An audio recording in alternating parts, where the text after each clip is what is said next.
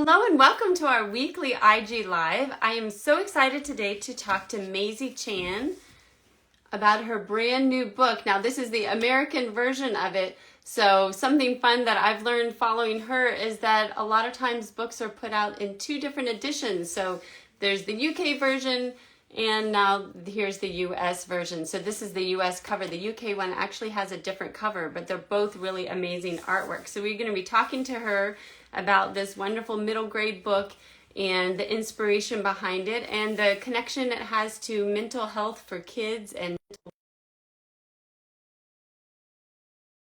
a lot. So really excited to get to talk to her today. Hold on just a second as we get her on here. And she is joining us, I believe, from Glasgow, where it is evening there. And I am actually in California, so it's the middle of the day. So that's always fun. I'm glad the timing worked out so they're able to. Sorry, for some reason it's not working. I'll try it one more time. Or maybe it'd go a different way.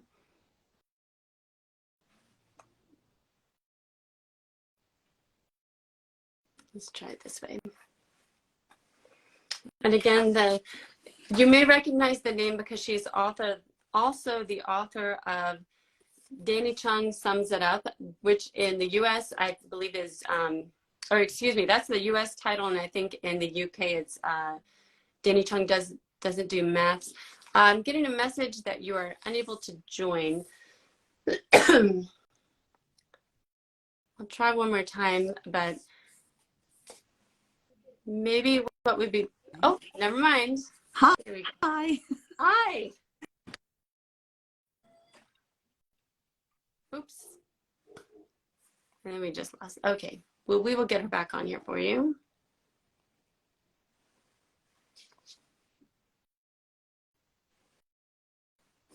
Technical problems. But you know what, though? When I think about the fact that I'm able to talk to you, like, on a different continent, and we're able to have live conversation, like, I can't be too mad if we have some technical glitches, because it's pretty amazing.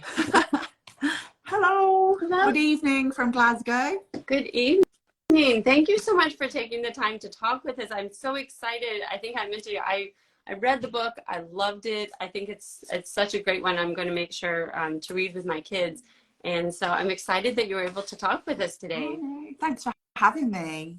Yeah. Well, why don't we go ahead and start and talk. Yes. Maybe we could take a few steps back before we talk about the book and just tell us, how did you become an author? What was that journey like for you? Well, it's been quite a long journey. Like many authors, actually, I started writing creatively in my late 20s. I kind of knew there was this thing. I wanted to be a writer, but I didn't know how to do it. And I remember just telling friends, I want to be a writer, but I don't know where to begin. And I think for 2 years, I just talked about it and didn't do anything about it. And then a friend that I spoke to a few years previously said, there's a really good mentorship with Birmingham Library. So I'm from Birmingham. It's the second city in the UK. You get 6 months mentoring and then your short story is published in an anthology. I thought, oh, I don't know. And I was really unconfident, but I went for it. So I was mentored for 6 months, wrote a short story, which was then the basis actually of Danny Chung Does Not Do Maths, and Danny Chung Sums It Up, about a grandma that comes to stay with her grandchild. And then from there, just kept doing courses, you know, writing courses, trying to get mentors, did lots of workshops, and just built up a kind of a writer's CV, if you will, with like small publications. But at that time, I didn't know I wanted to be a children's author. But I do remember one of my short stories, a librarian who was a children's librarian. She told me, your voice would really suit children's publishing and YA. Have you thought about that? And I was like, no, I've not thought about that. But I remember being at school and we didn't have books at home. My parents didn't buy books at all. And I remember school was a place where, you know, that's where I had access to books as well as a library. It's what the teacher gave you to read. And so I thought, actually, I would really like to write for children because, you know, especially for children that don't have books at home, when you go to school and you're studying a text or you know, reading for pleasure, school's one of the places where you're given these books to read. And so it wasn't until 10 years later, in 2016, I got onto another mentoring course for writers of colour. And it was a whole year to help you write a novel, which I think a year is such a good time for, you know, for mentoring. And I just loved it. I loved that story central to writing for children, that usually children's literature is very hopeful. And I love actually going into schools and speaking to the age group that I write for. So it actually has worked out very well. I love writing for this age group, and I would like to write picture books, but I found that picture books actually are really, really hard to write. They're the hardest, you know. I've done some picture book courses and I've tried picture books, and you know, they look simple, but they're so hard. And that's, yeah, so now I'm, you know, very much a middle grade author, and love going to schools. Like today I went to a school and spoke to some 8 to 10-year-olds, and it was just great. So that's how I began, with short stories, and then 10 years later wrote a novel, which was Danny Chung. So can you talk a little bit more about that, about what's so special about this age group? I mean, as you mentioned, picture books are deceptively simple looking, but hard. But middle grade is also pretty difficult to do. What is it that you love about this age group, whether it's going to the schools or writing for them? I think that there's a kind of, they're learning to be who they're, finding out who they are and what they're into, because sometimes that changes. Like my son, 1 month he's into this, 1 month he's into that.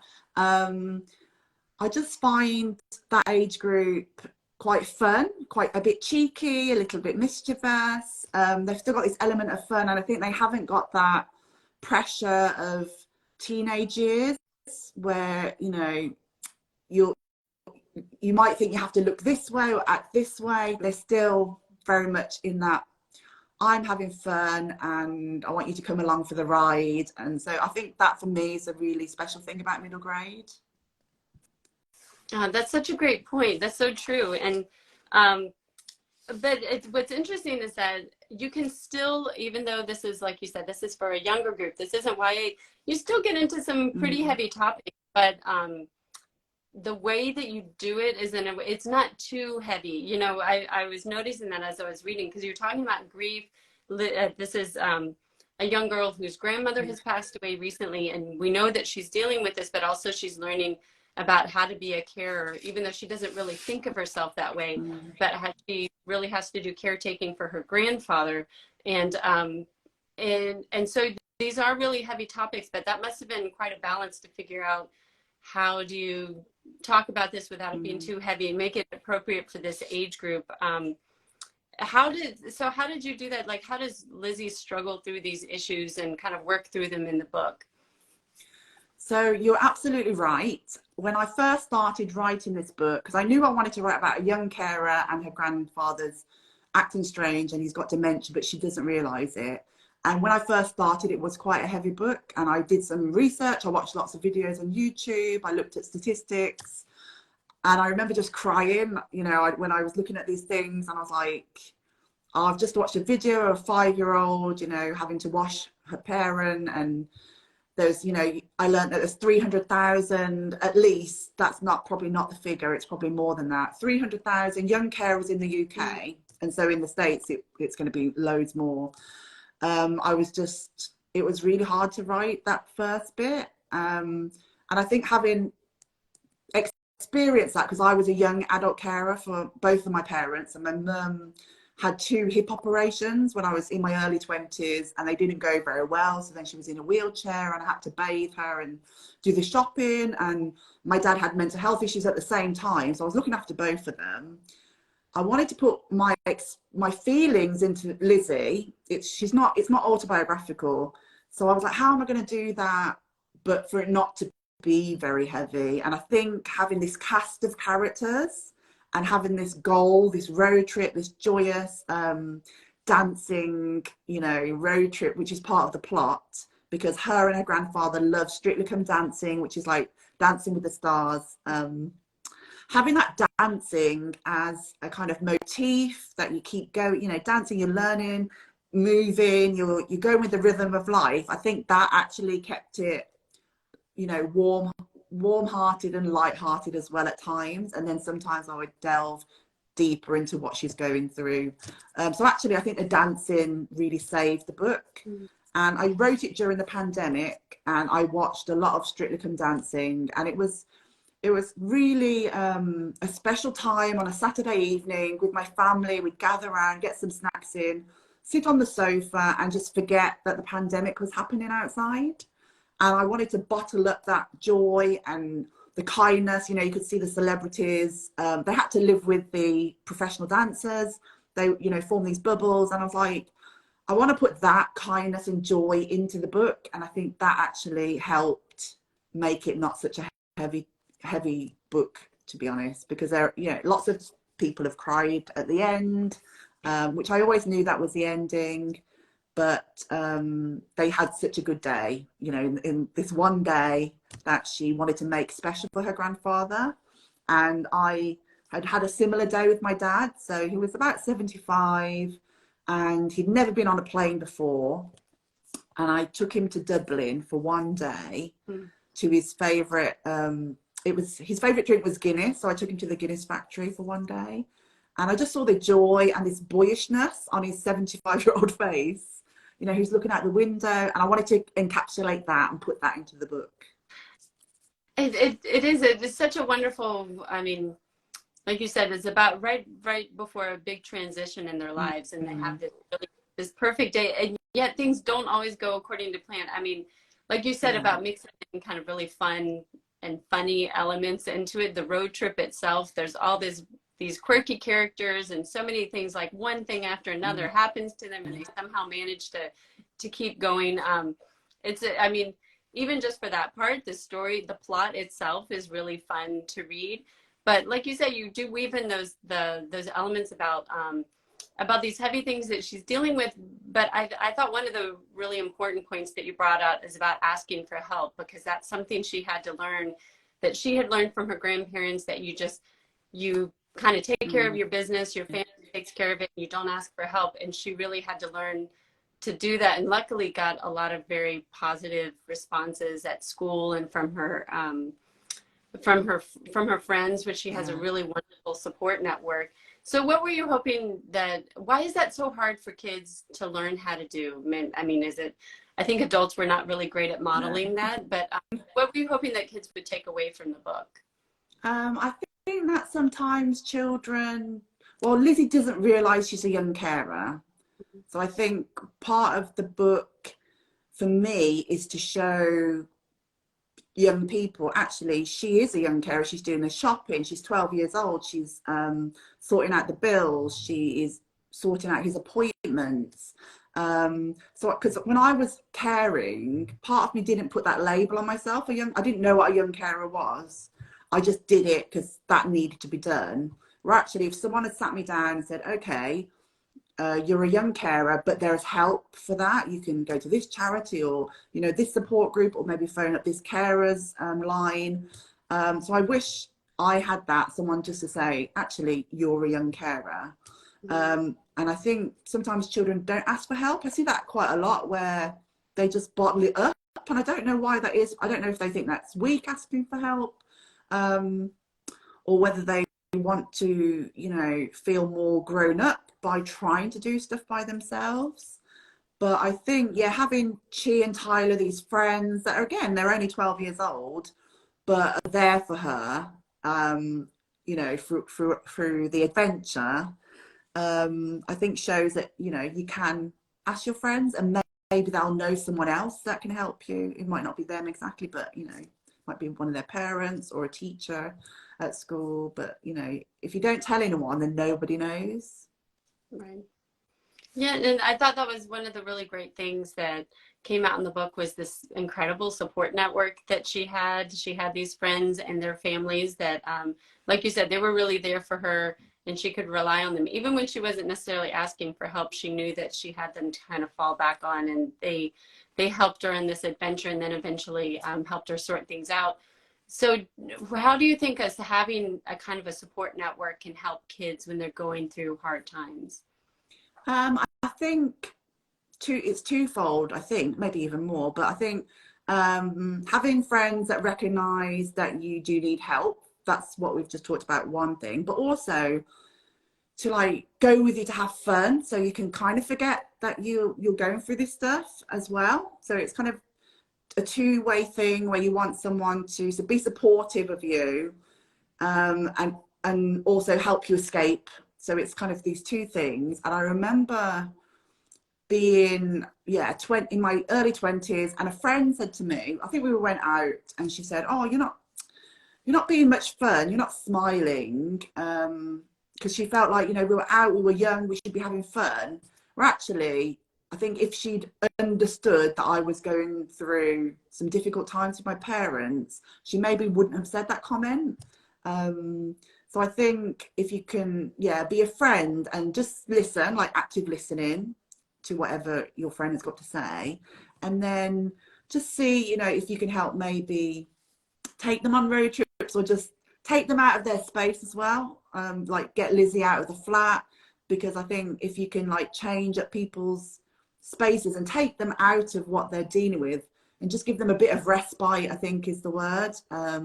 Then they can come back stronger. And then, you know, because often with carers, it's not going to get better. You know, often if someone's got chronic illness or a disability, but you can have these moments of respite. So I think that's how a support network can help, is just to be there for you and to listen. I think this, you know, listening is really important.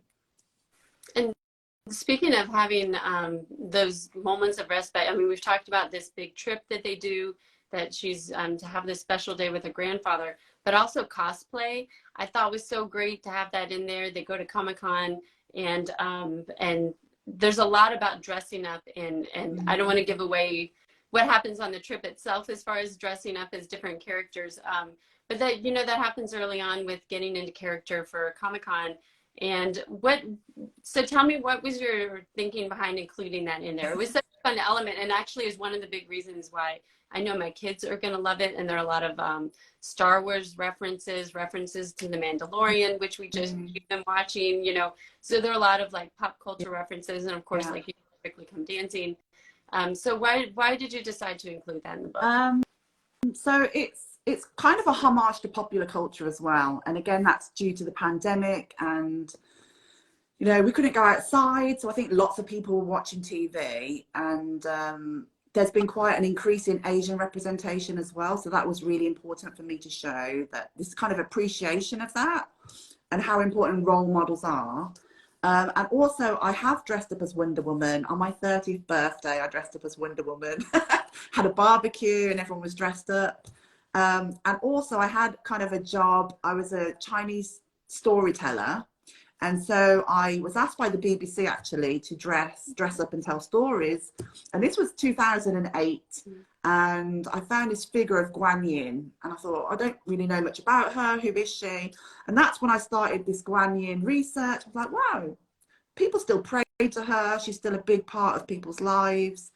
She's a goddess of compassion and mercy. But actually, we don't know much about her in the West. And so I dressed up as her, had 3 wigs on, just like she does. I've got a big white gown. And I would go to children's hospitals and museums and schools and tell these Guan Yin stories, which I've put into the book, just these short interludes. And I felt actually, when I was dressed up, I felt lighter and I felt more compassionate, because I was dressed as this goddess. And I recently went to a Comic-Con, I think it was 3 weeks ago, with my son, who dressed as a Splatoon character from a game. And they had the massive catwalk, and everybody could like come down and have this catwalk. And then there was a little competition, and they picked the 10 best cosplayers. And I remember there was a girl who was disabled, and she had a walker, and she wanted to tell us. She said, I'm losing my sight and my health is getting worse, but this is what I can do. I can cosplay. It makes me feel good. I'm here with my people. And so it was so emotional, because her health wasn't good, but she could do this. She could dress up and she could be part of something. And there was quite a lot of disabled kids there, to be honest, lots of kids with walking sticks or in wheelchairs. And I think cosplay does make you feel like you can escape for a while, and you sometimes can take on those attributes of the characters and be part of something bigger than yourself. So I feel, you know, and it's quite popular, so I wanted to put something popular in, so that when readers read it, they feel that I'm tapping into something they're interested in. So that's why I put it in as well. Yeah, definitely. I think it makes it, like you said, makes it engaging for the kids. They can, it's like something they can relate to, even if they're Yeah. reading a story that maybe is about something that they're not going through, but it's that element, like, oh, I love Star Wars, or I love dressing up. Yeah. Yeah, and the other thing I was going to mention is that, like you said, the all these the way that you've put in representation. I mean, of course, the obvious representation of the book is Lizzie and her family herself, and that you brought in these traditional stories. But there's also a lot in terms of her friends, and especially in the U.S., like combinations, like isn't she? I think she's like Welsh Vietnamese, Yeah. and you know, things that maybe we are not as familiar with. Her one friend has two dads, and like you say, you also I thought it was a great kind of a shout out to the Asian stars who were at the Comic-Con event, Yeah. and actually I was showing that to my kids. I was like, look, and we've seen him. He's, you know, he's in the Mandalorian. Yeah. Or he's, you know, so Oh, that was yeah. so wonderful. But that it wasn't. It's not just it's like diversity within the diversity, I guess. Was that something that you were really intentional about how Yeah. you chose the character? Yeah. I was very intentional about it. We are very far behind in Britain in terms of diversity and inclusion, and so I purposely wanted to put a Vietnamese mixed person in, mixed heritage person, because we don't see that many. I've not read a book with a Vietnamese person in it in Britain for children. And Tyler, he's got two dads, and one of them is a black scholar who works at Glasgow Uni and he studies meteorites. So we don't really have those sort of black role models about black excellence here either. And so those were purposely, formulated. And then the whole thing at the Comic-Con, so I didn't put the actors' names, but I just like gave a nod to lots of different actors that we've recently seen on screen. And you know, it really makes you feel seen when you see people that look like you, or you know, that you feel a connection with. It makes you feel less vulnerable and less isolated. So it was a real sort of shout out to them. And yeah, the guy that plays Carson Teva is in Kim's Convenience on Netflix. Yes. And I remember like binge watching it and just going, I love this show. And he's like retweeted some of my Keep Dancing Lizzie Chu tweets.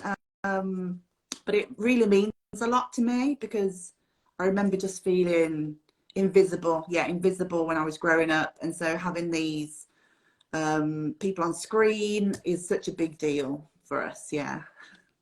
Well, thank you for all that you're doing to help add to that representation. So if you haven't checked it out, Keep Dancing Lizzie Chu. It's a really wonderful middle grade book. I highly recommend it. And her earlier book is Danny Chung Sums It Up. Thank you for joining us today. It was such a pleasure.